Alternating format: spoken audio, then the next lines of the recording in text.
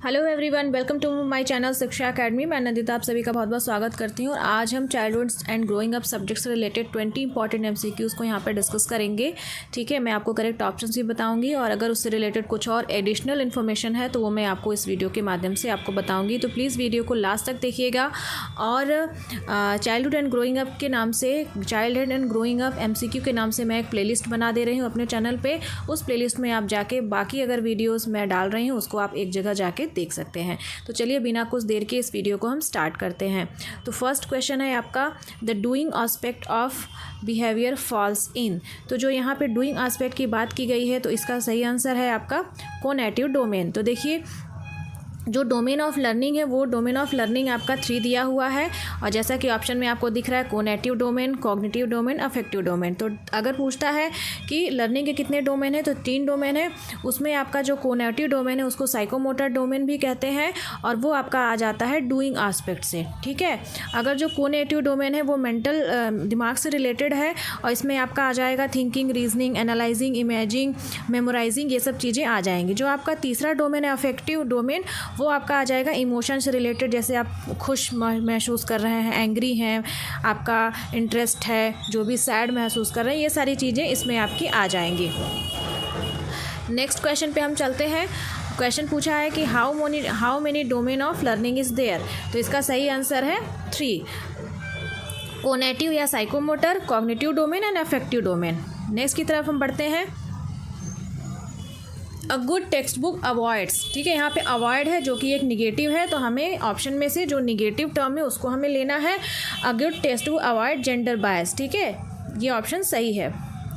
Good text book avoid करता है, gender bias नहीं करता है। ठीक है, मेल और फीमेल में। नेक्स्ट पॉइंट की तरफ हम बढ़ते हैं।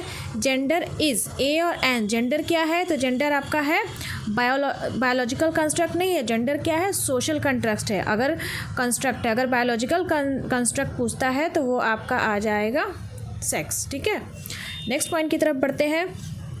Thought not only determine language but also precedes it was an idea put forward by।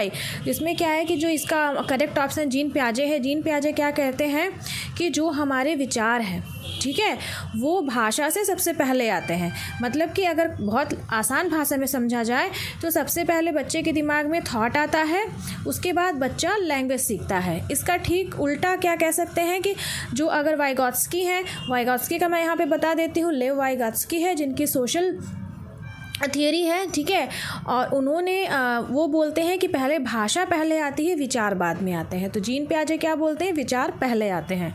ठीक है, नेक्स्ट क्वेश्चन की तरफ बढ़ते हैं। In the construct of language development which of the following areas was under estimated. Again यहाँ पे देखिए under estimated, यहाँ पे ये एक निगेटिव वर्ड है। ठीक है, अंडर एस्टिमेटेड, तो इसमें सही ऑप्शन होगा सोशल इंटरेक्शन। अगर सोशल इंटरेक्शन की बात कौन करते हैं, लेव वाइगॉत्स्की करते हैं। सोशल इंटरेक्शन की बात लेव वाइगॉत्स्की करते हैं, सोशल स्पीच की बात वाइगॉत्स्की करते हैं। ठीक है, और फिर उसके बाद जो ये ऑप्शन हो गया अंडर एस्टिमेट किया, मतलब कि निगेटिव है। सोशल इंटरेक्शन की बात पियाजे नहीं करते हैं। ठीक है, इस पॉइंट को उन्होंने अंडर एस्टिमेट किया है।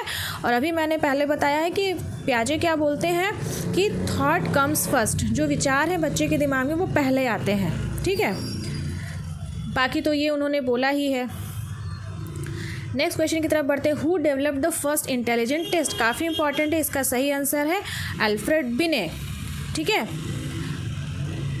और मेंटल एज का कॉन्सेप्ट भी अल्फ्रेड बिने ने सबसे पहले दिया था। नेक्स्ट क्वेश्चन की तरफ बढ़ते हैं। Which of the following skill is associated with emotional intelligence. ठीक है, देखिए इमोशन की यहाँ बात हो गई है तो इसका करेक्ट ऑप्शन है एम्पैथाइजिंग। ठीक है, यहाँ मैंने 3 ही ऑप्शन रखा हुआ है, ठीक है, जिससे कि टाइम वेस्ट ना हो। The factor G in the Spearman definition of intelligence stands for. तो अगर स्पीयरमैन की बात करें, स्पीयरमैन की थियरी की बात करें तो उन्होंने 2 फैक्टर थियरी दी है। ठीक है, उन्होंने 2 फैक्टर की बात की है, जी फैक्टर, एक्स फैक्टर। तो जी फैक्टर का मतलब क्या है, जनरल इंटेलिजेंस। ठीक है, नेक्स्ट पॉइंट पे बढ़ते हैं। तो concept of IQ was developed by. अब देखिए कॉन्सेप्ट ऑफ IQ डेवलप किसने किया, ठीक है, तो विलियम स्टर्न होगा। ठीक है, बाद में इस पे टर्मन ने काम किया था बट सबसे पहले यहाँ पे स्टर्न होगा। नेक्स्ट पे बढ़ते हैं, zone of proximal development concept. तो इसको बहुत फेमस कॉन्सेप्ट है, इसको शॉर्ट में बोलते हैं ZPD। तो फुल फॉर्म भी पूछा जा सकता है कि ZPD का फुल फॉर्म क्या है। Zone of proximal development concept किसने दिया है? लेव वाइगोत्स्की ने दिया है। ठीक है, वैसे तो ये सीटेट में है बट अभी लग रहा है कि क्या पता पूछ ही दे। ठीक है, इंपॉर्टेंट है इसलिए मैं बता रही हूँ। इसका फोल्डिंग का कॉन्सेप्ट भी किसने दिया है?